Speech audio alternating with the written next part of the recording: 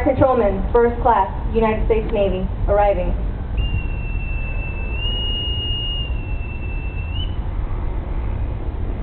Parade the colors.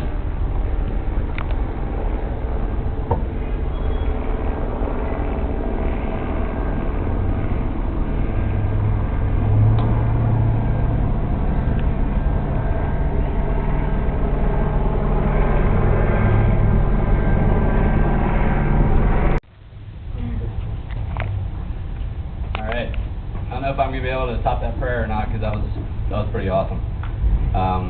This is normally where I'd greet the higher ups, but for some reason I'm the highest ranking person here. That's probably the last time that's going to happen. But good morning, everyone. LCS Ron, friends, family, thank y'all for coming today to celebrate the career of FC1 Diego Liu. I'm truly honored to be here on stage today as FC1's guest speaker. To be perfectly honest with you, I have no idea what I did to earn this great distinction. I don't think I've ever had any great words of wisdom for FC1 or really even inspired him in any way possible.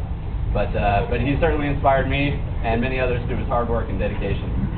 He's been so inspirational, in fact, that his own son has decided to follow in his footsteps and join the Navy. For all the Navy families out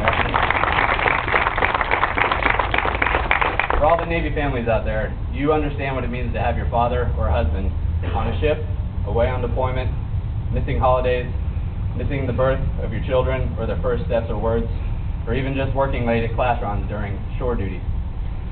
So FC1 must have been doing something right over the years if his own son is willing to make these same sacrifices for his country.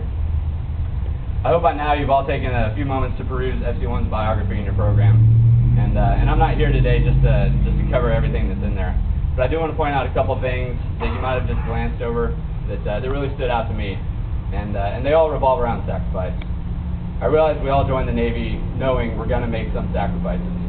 But I don't think any of us fully understand the depths of those sacrifices until we're actually going through them. Check out the back-to-back deployments he did on board his first ship, USS Kidd, in 94 to 95, spending 8 of 9 months deployed, already with 2 children at home.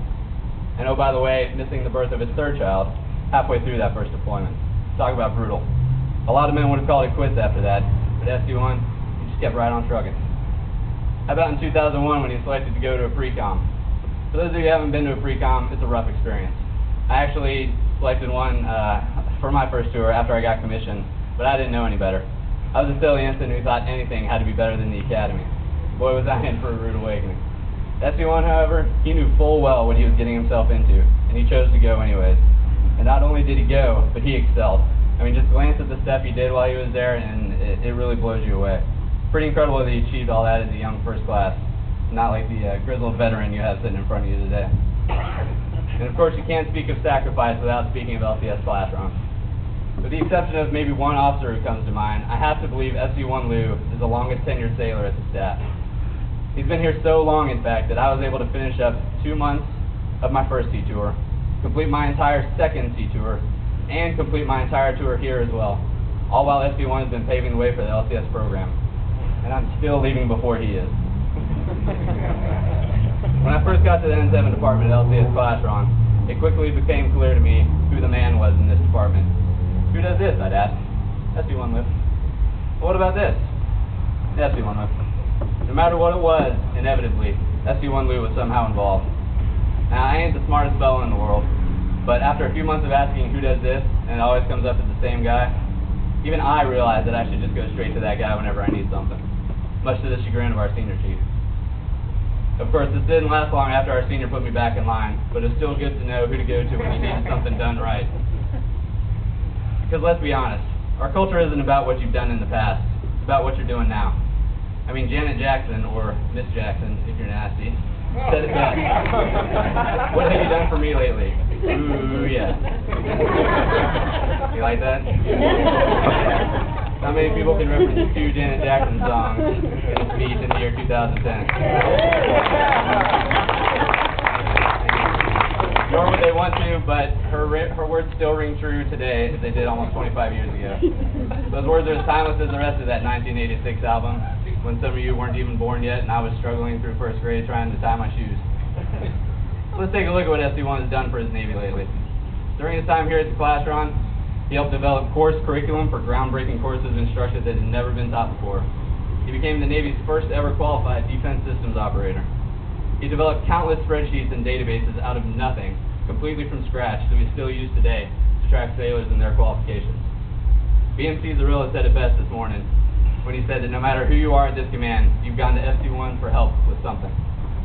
I mean, the list goes on and on, but let's be honest.